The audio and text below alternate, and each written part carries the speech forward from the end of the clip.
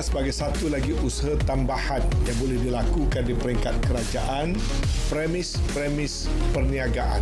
Terutama sekali premis perniagaan yang disewakan kepada peniaga-peniaga kecil. Sama ada yang mengeluarkan ataupun terlibat dalam perkhidmatan makanan, menjual, menjaja dan sebagainya yang terletak di bawah bidang kuasa kementerian-kementerian dan agensi-agensi kerajaan hendaklah menurunkan kadar sewa minimal sekurang-kurangnya antara 10 ke 20%.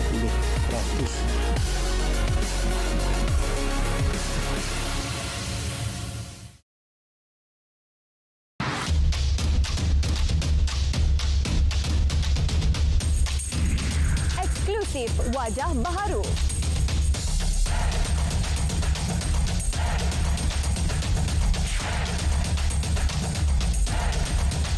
Pengisian terkini.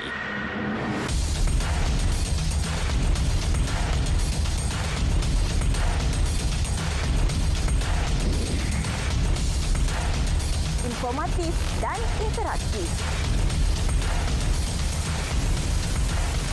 Inspirasi keluarga Malaysia. Bersama kami hanya dalam Selamat Pagi Malaysia. Selamat Pagi Malaysia.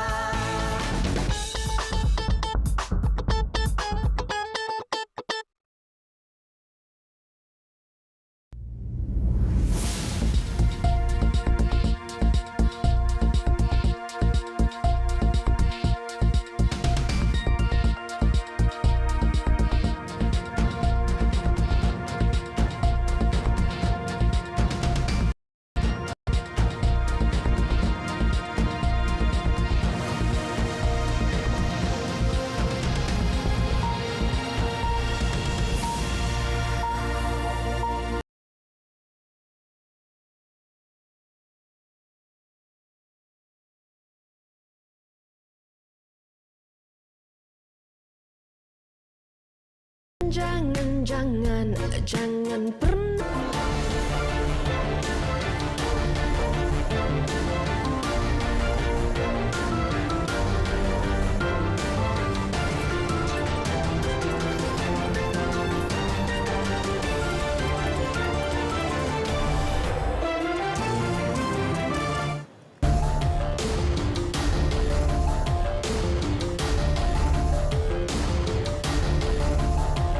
Assalamualaikum dan salam keluarga Malaysia. Saya Syairul Islam dalam Berita Pagi edisi Sabtu 17 September 2022. Saudara, proses membina keluarga Malaysia yang bersatu padu dan memiliki satu identiti nasional harus terus dipertahankan. Perdana Menteri Datuk Seri Ismail Sabri Yaakob bagaimanapun berkata, ia bukanlah tugas yang mudah kerana semakin bertambah usia negara, cabaran dan ancaman dihadapi semakin besar. Perdana Menteri berkata cabaran ekonomi, politik dan sosial bertambah kompleks selain anasir luar yang berusaha menggugat kestabilan serta ketenteraman bangsa dan negara.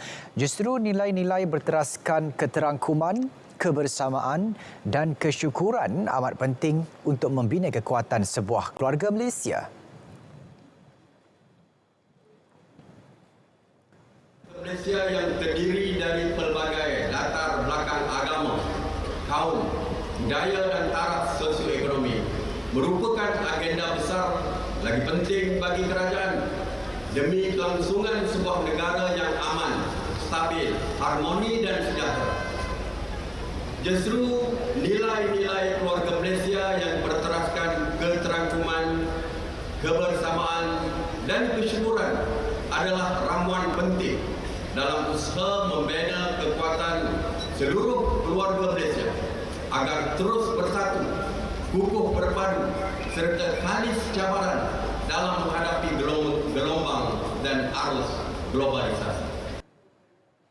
Tambah beliau, konsep tasamuh yang digariskan oleh Islam antara jaminan kepada kelangsungan untuk Malaysia terus kekal sebagai sebuah negara yang aman dan harmoni. Baik, dalam hari itu kerajaan komited dalam menghapuskan jurang pembangunan di Sabah dan Sarawak. Datuk Seri Ismail Sabri berkata komitmen itu dibuktikan menerusi peruntukan yang disalurkan sebanyak 9.6 bilion ringgit kepada kedua-dua negeri berkenaan untuk projek pembangunan pada tahun ini.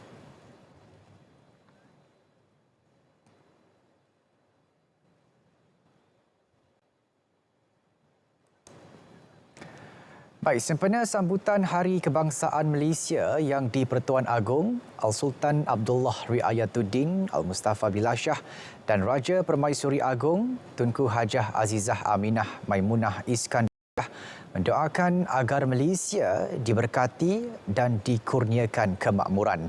Seri Paduka berdua turut berdoa semoga Malaysia dilindungi daripada semua bentuk ancaman dan musibah.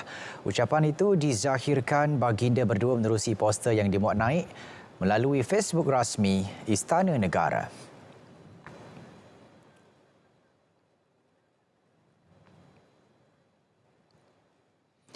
Sarawak berikrar kekal bersama Malaysia dalam membangunkan negara seperti yang termaktub dalam Perjanjian Malaysia 1963 dan laporan Jawatankuasa Antara Kerajaan.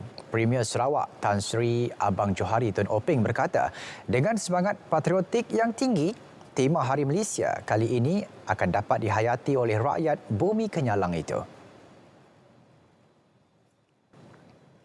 Saya percaya penghayatan tema ini juga melengkapkan lagi peranan dan sumbangan warga Malaysia, khususnya generasi muda, yang akan memastikan kesinambungan pembangunan negara yang kita cintai. Selamat menyambut Hari Malaysia 2022. Jelasnya sambutan Hari Malaysia diraikan bagi menghargai pemimpin dan rakyat terdahulu yang menempuh pelbagai cabaran dan onak duri dalam mencapai negara yang berdaulat dan bersatu padu. Sementara itu, Ketua Menteri Sabah Datuk Seri Haji G. Nur pula berkata, tema Hari Malaysia, Keluarga Malaysia Teguh Bersama dapat memperkukuh kesatuan yang dicapai bersama sejak 59 tahun yang lalu. Beliau berharap rakyat dapat menghayati mesej di sebalik tema tersebut dengan semangat patriotik yang tinggi. Penghayatan tema sambutan kali ini akan dapat ditingkatkan melalui kerjasama dalam setiap warga Malaysia dalam sentiasa memupuk keharmonian serta semangat patriotisme dan sama-sama membangunkan negeri ini di bawah slogan Sabah Maju Jaya. Marilah kita terus menjiwai peristiwa Hari Malaysia dan meraihkan sambutan ini dengan penuh semangat patriotisme dan rasa kecintaan kepada negara agar perpaduan serta keharmonian rakyat pelbagai bangsa dan agama akan terus terpelihara dan berkekalan di bumi bertuah ini. Selamat menyambut Hari Malaysia 2022. Kehadiran pengunjung pada sambutan Hari Malaysia 2022 peringkat kebangsaan di dataran Memorial Pengisytiharan Kemerdekaan Bandar Hilir Melaka malam tadi melepasi sasaran awal, menyifatkan penganjurannya berjaya dan mengagumkan. Menteri Komunikasi dan Multimedia Tan Sri Anwar Musa berkata, acara yang diatur berjalan lancar dan meriah selain berjaya menterjemahkan semangat keluarga Malaysia. Beliau yang juga pengerusi Jawatankuasa Induk Sambutan Hari Kebangsaan dan Hari Malaysia 2022 berkata, inisiatif meletakkan skrin gergasi di sekitar lokasi sambutan memberi keselesaan kepada pengunjung untuk menikmati persembahan disediakan. Sambutan selama ini satu perkataan yang kita gunakan ialah awesome. Ya, saya rasa satu persembahan yang baik, yang reflect kepelbagaian kaum, yang reflect ciri-ciri kehidupan ketiga-tiga wilayah Semenanjung, Sabah dan Sarawak. Dan yang penting sekali saya ucap terima kasih kerana laporan menyatakan begitu ramai sekali crowd yang datang, termasuk padang di belakang yang tengok di skrin pun tadi penuh di dataran kemerdekaan di belakang, dan saya percaya juga yang mengikuti di rumah dan sebagainya. Beliau berkata Perdana Menteri Datuk Seri Ismail Sabri Yaakob turut merakamkan ucapan tahniah dan syabas kepada semua peserta, petugas dan pihak pengelola acara atas kejayaan sambutan yang meriah itu. Baik, dalam pada itu, Kabinet bersetuju sambutan Hari Malaysia Peringkat Kebangsaan diadakan secara bergilir di setiap negeri. Tan Sri Anwar berkata langkah itu bagi memberi peluang kepada semua keluarga Malaysia dapat meraihkan sambutan bersejarah itu di negeri masing-masing. Beliau berkata langkah berkenaan juga bagi membolehkan semua rakyat dapat meraihkan sambutan secara meriah di negeri masing-masing selain memahami makna tarikh keramat 16 September. Menurutnya untuk edisi kali ini Melaka dipilih sebagai tuan rumah dan sambutan kali ini berbeza kerana buat pertama kali diadakan di Semenanjung kerana seperti kelaziman Hari Malaysia diadakan di Sabah dan Sarawak secara bergilir-gilir. Selain Melaka sebagai lokasi utama sambutan Hari Malaysia 2022, beberapa negeri termasuk Pahang, Sarawak, Pulau Pinang, Perak dan Lembah Kelang turut menganjurkan pelbagai acara bagi memperingati Hari Pembentukan Malaysia itu. Di Pahang, Datuk Seri Wan Rosdi Wan Ismail berkata, penganjuran sambutan Hari Malaysia peringkat negeri itu dibuat setiap tahun sebagai mengenang kembali detik bersejarah berkenaan selain memperingati pengorbanan mereka yang berjuang demi kedaulatan negara. Beliau berucap merasmikan sambutan Hari Malaysia 2022 peringkat negeri Pahang yang turut dihadiri barisan pentadbiran kerajaan negeri. Pelbagai pengisian disediakan bagi menyemarakkan semangat perpaduan dalam kalangan keluarga Malaysia. Di Pulau Pinang, sambutan Hari Malaysia peringkat negeri kembali diraikan dengan penuh semangat patriotik selepas 2 tahun tidak diadakan susulan pandemik COVID-19. Bertempat di Aspen Vision City dekat Batu Kawan, sambutan pada tahun ini dirasmikan Yang di-Pertua Negeri Tun Ahmad Fuzi Abdul Razak. Pada majlis itu, rata-rata tetamu yang hadir menunjukkan semangat patriotik dengan mengibarkan jalur gemilang. Sementara itu, di Taman Tasik Cyberjaya, lebih 300 penggiat radio amatur Lembah Kelang berkumpul bagi menyemarakkan lagi sambutan menerusi penganjuran program Gelombang Patriotik Radio Amatur Malaysia GPRAM.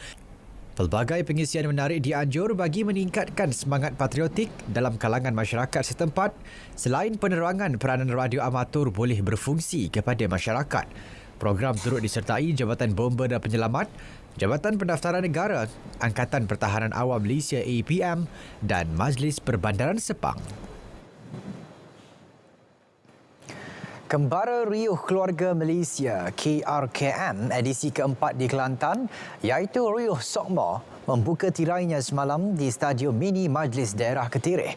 Program selama 3 hari bertemakan Santai-Santai Hari Malaysia jadi platform buat penggiat industri kreatif memartabatkan seni budaya dan memperkasa pembangunan produk tempatan. Ini termasuk seni warisan tradisional yang terkenal di Kelantan seperti wayang kulit, dikir barat dan wau bulan.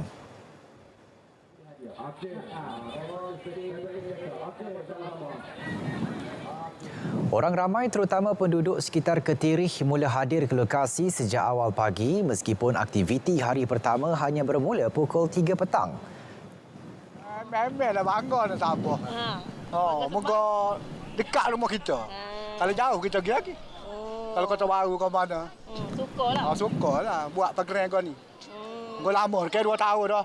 Boleh buat. Kalau ada semua sini. Apa buat channel rakyat apa kau? Sebab cuti sekolah.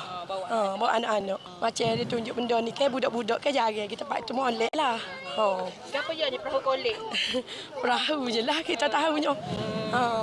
Kita tak pernah tengok sebelum ni. Pernah kalau pergi patah tu. Patah memang ada. Tu lah molek sangatlah untuk rakyat sini ke.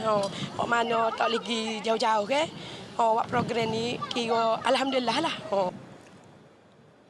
Kelantan FM turut menjayakan program berkenaan dengan menampilkan juru hebah stesen radio berkenaan selain mengadakan pelbagai aktiviti menarik untuk para pengunjung.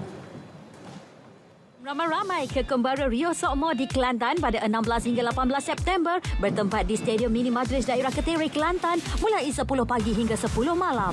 Meraikan industri kreatif tempatan, nikmati pelbagai persembahan seni budaya dan moden masyarakat Malaysia. Anda juga boleh menyertai bengkel kreatif secara percuma. Persembahan artis tempatan menampilkan kumpulan Wings, Datuk Ramli Sarip, Faisal Tahir, Kugiran Masdo dan ramai lagi. Pertandingan lawan gasing dan terbang wow. DJ Corner Kelantan FM. Siaran langsung Selamat Pagi Malaysia. Kedai pop-up serta anda bakal memiliki hadiah cabutan bertuah termasuk motosikal untuk dimenangi. Pastikan anda patuhi SOP terkini.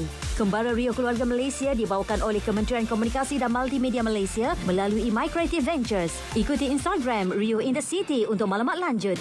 Jumpa di sana. Bersua kembali. Yang di-Pertuan Agong Al-Sultan Abdullah Riayatuddin Al-Mustafa Billah Shah dan Raja Permaisuri Agong Tunku Hajah Azizah Aminah Maimunah Iskandariah berangkat ke London semalam.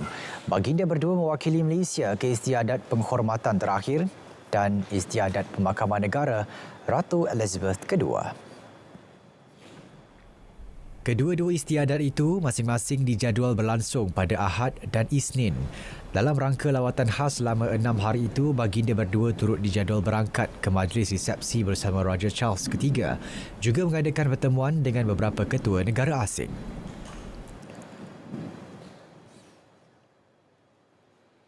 Sementara itu, Sultan Perak Sultan Nazrin Muizzuddin Shah berangkat ke kediaman rasmi Pesuruhjaya Tinggi British ke Malaysia di Kuala Lumpur bagi menandatangani buku takziah kemangkatan Ratu Elizabeth II. Turut berangkat memberi penghormatan adalah Raja Permaisuri Perak Tuanku Zahra Salim.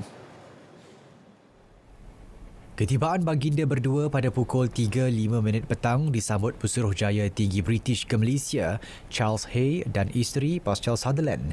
Selepas menandatangani buku takziah, Sultan Nazrin dan Tuanku Zahra meluangkan masa kira-kira 20 minit bersama Hay dan isteri sebelum berangkat pulang.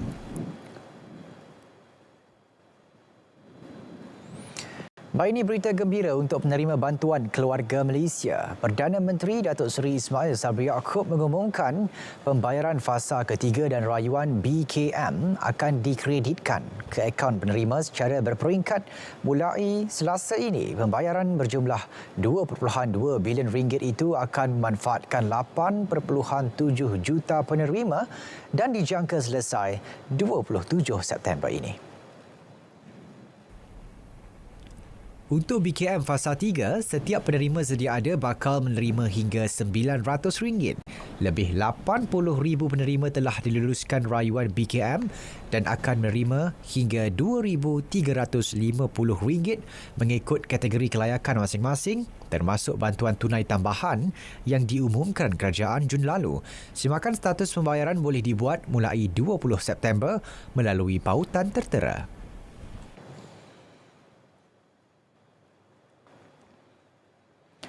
Pertukaran dan perkongsian teknologi berkaitan industri kayu kayan dengan negara sedang membangun akan diperluas, kata Menteri Perusahaan, Perdagangan dan Komoditi. Datuk Zuraida Kamarudin berkata, ia termasuk penyelidikan dan pembangunan, pengurusan serta penggunaan sumber hutan secara mampan sebagai usaha memanfaat kepakaran berkaitan industri tersebut. Jadi masanya baik untuk Malaysia masuk ke negara hijau. Tak payah kita concentrate dengan negara-negara yang first world tu. Kita go to the third world country. InsyaAllah sambutan tu akan sangat menggalakkan dan mereka amat rasa selesa untuk bekerjasama dengan Malaysia. Sudah bermula, alhamdulillah. Di Bengkulu kita dah bermula dan Cambodia, Bangladesh kita dah bermula dah bekerja dengan negara-negara ni. Jangan kita sangka dia negara third world country tu kita pandang rendah, tapi mereka sedang membangun dan memang kita harus manfaatkan kedudukan mereka tu. Muka sikit baby. Baik, kita beralih ke perkembangan banjir di Johor. Seramai 232 penduduk terjejas banjir di Batu Pahat dicatatkan setakat awal pagi tadi. Kesemua mereka ditempatkan di Pusat Pemindahan Sementara PPS Sekolah Menengah Kebangsaan Seri Gading, Batu Pahat. Jawatan Kuasa Pengurusan Bencana Daerah berkata jumlah tersebut membabitkan 67 keluarga. Angka penduduk terjejas juga berpunca fenomena air pasang besar yang berlaku lewat petang semalam. Pemantauan terus dipergiat pasukan keselamatan di kawasan terjejas. Baik, sementara itu situasi banjir di Miri Sarawak beransur pulih. Paras air di Kampung Long Bemang, Telang Usang Baram menunjukkan penurunan berikutan keadaan cuaca yang cerah. Pemangku Ketua Bomba dan Penyelamat Zon 6 Miri, Penguasa Bomba Kanan 2, Ahmad Nizam Sapai memaklumkan setakat petang semalam, paras air turun sebanyak 0.5 meter. 530 penduduk membabitkan 100 rumah mula membersihkan kediaman masing-masing. Pasukan bomba sukarela Kampung Long Bemang turut membantu melakukan kerja pembersihan. Sejak dilanda banjir pada Ahad lalu, tiada sebarang perpindahan dilakukan. Baik, sedikit perkembangan luar negara. Penguasa Kesihatan Pakistan meningkat amaran mengenai krisis kesihatan berikutan penularan penyakit bawaan air akibat banjir besar di negara itu. Keadaan diburukkan dengan lebih 4,000 orang di kawasan paling teruk terjejas iaitu wilayah Sindh kini derita dijangkiti demam denggi. Menteri Kesihatan wilayah itu memberitahu jumlah jangkitan dijangka bertambah sekitar 150 hingga 200 kes setiap hari. Malah risiko penyakit lain seperti disenteri, cirit-birit, malaria dan jangkitan kulit juga semakin bertambah dan membimbangkan. Jumlah kematian akibat bencana alam itu kini telah mencecah 1,500 orang dengan wanita dan kanak-kanak paling ramai korban. Sementara itu, golongan petani terus mengalami kerugian besar kerana kawasan pertanian musnah akibat banjir. Hasil pertanian seperti padi dan gandum yang bernilai berbilion dolar musnah serta hampir semua pekerja ladang di Sindh sudah kehilangan pekerjaan. Keadaan bertambah teruk selepas kem perlindungan sesak memaksa ramai penduduk terpaksa berteduh di bawah jejambat-jejambat lebuh raya. Lebih 5 tan dadah jenis kokain yang cuba diseludup untuk pasaran Eropah dirampas di Colombia. Rampasan tersebut dibuat Polis Kebangsaan Colombia pada Khamis. Ketua Anti Dadah Polis Kebangsaan Colombia, Tito Yesid berkata, bungkusan kokain itu dirampas dalam serbuan di pelabuhan Barranquilla dan Santa Marta. Siasatan juga mendapati kira-kira 2.7 tan kokain yang dirampas di Santa Marta dipercayai masuk dari Cartagena dan Ecuador.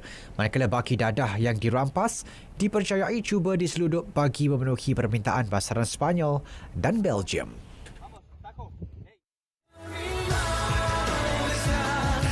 Sukan Malaysia Sukma 2022 edisi ke-20.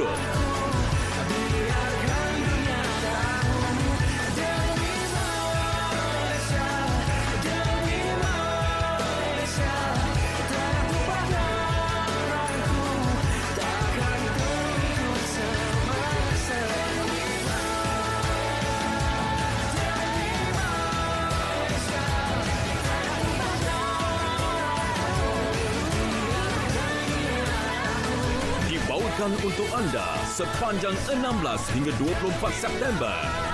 Rasai perjuangannya bersama RTM, penyiar rasmi Sukan Malaysia 2022.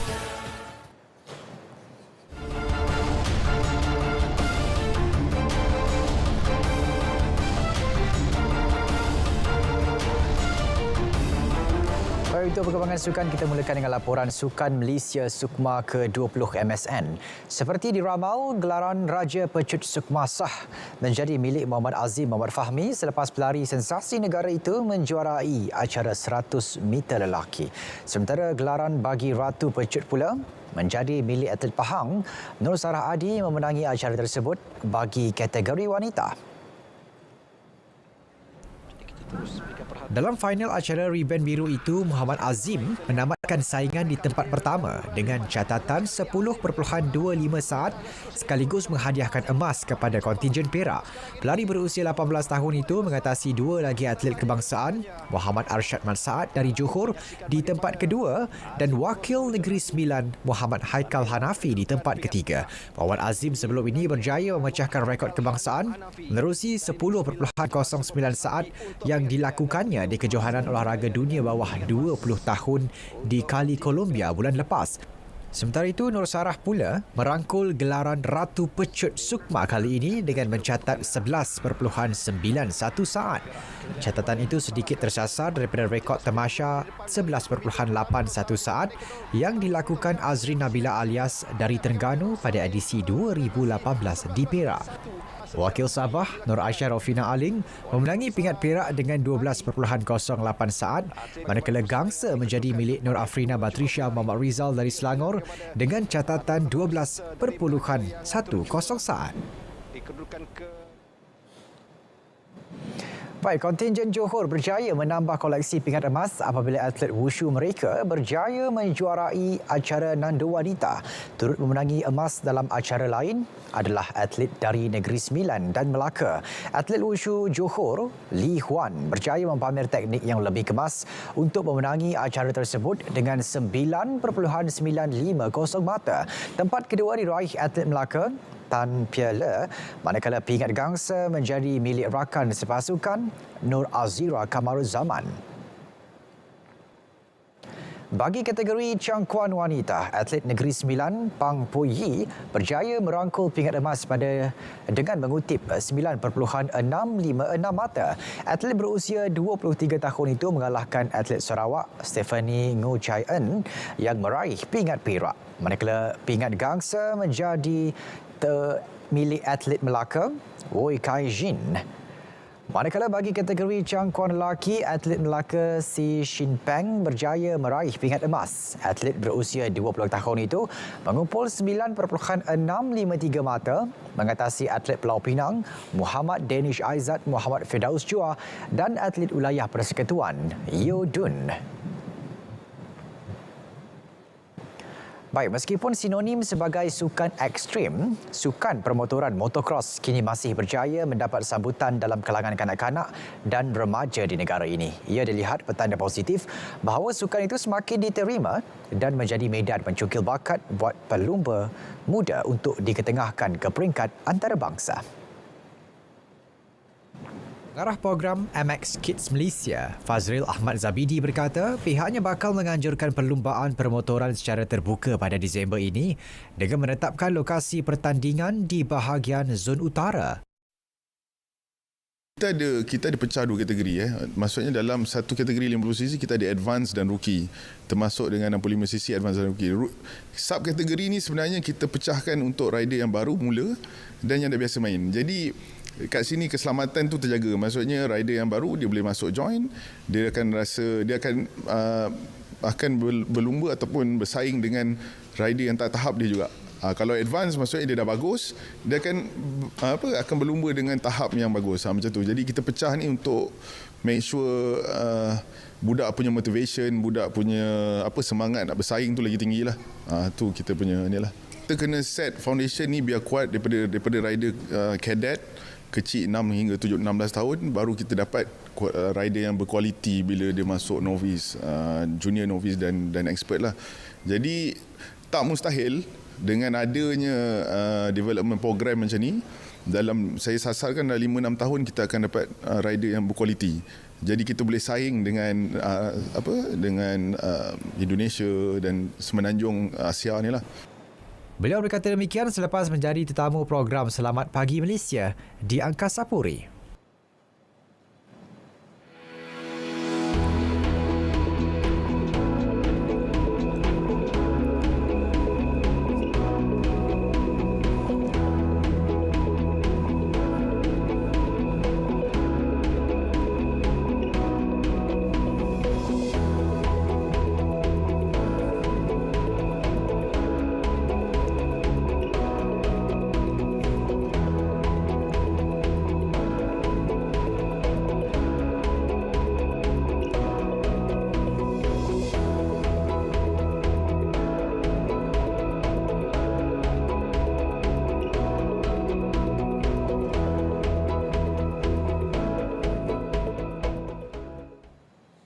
Saudara, paparan ramalan cuaca itu tadi mengakhiri Berita Pagi edisi Sabtu 17 September 2022. Dapatkan perkembangan sahih sepanjang masa melalui portal Berita RTM di berita.rtm.gov.my. Terus kibarkan jalur gemilang. Saya Syahrul Islam.